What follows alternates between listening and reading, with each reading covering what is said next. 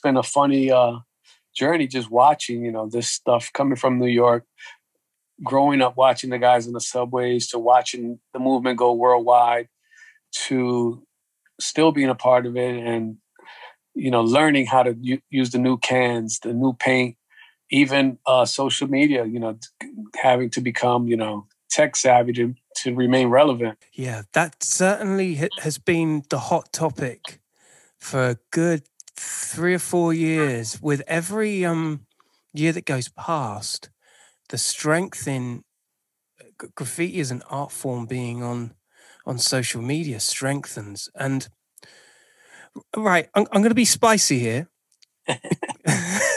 You're spicy. Get spicy with it, right? When social media platforms come into play, whether it's TikTok or Instagram or whatever, they come out every 2 or 3 years, or at least an upgrade on a platform comes out. Yeah.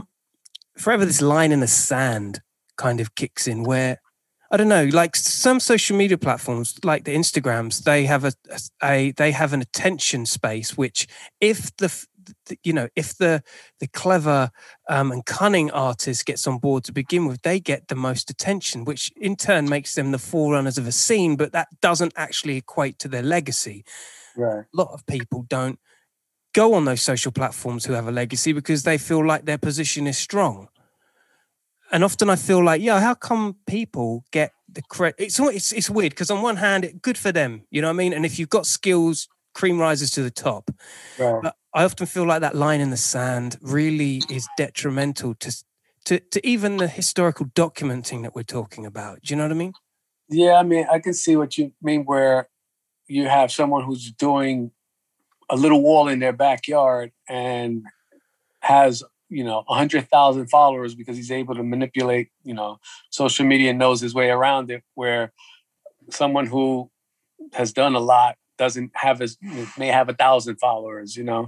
So yeah, I can see that. And they're like, this guy, in the eyes of today's world, this guy's more relevant with the 100,000 followers than the person who's actually can put in work. So I can see that. But I also feel that if, it's up to the individual to, again, you cannot sit back and relax and be like, all right, I was the great I am 30 something years ago, and expect for people to fall in line. You have to put in work as well at this point, and I think with the introduction of the internet and social media, it put pressure, I think more so on artists, where the constant pressure to create, before you do a wall, before internet, before, all this stuff, you can paint a wall, paint something, and it would take months. You would mail a photo to somebody in England, you would mail a photo to someone overseas, and it would take months. Yeah. For everyone to see, this work that you painted, that you created. But in today's world, you can paint a wall today, and as you're painting is live streaming.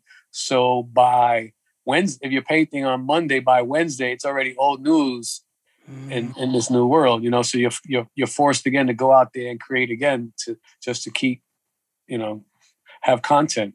At this point, it's got we've all become content providers. Essentially, yeah. Feed the machine almost, isn't it? Feed the machine. Feed the machine.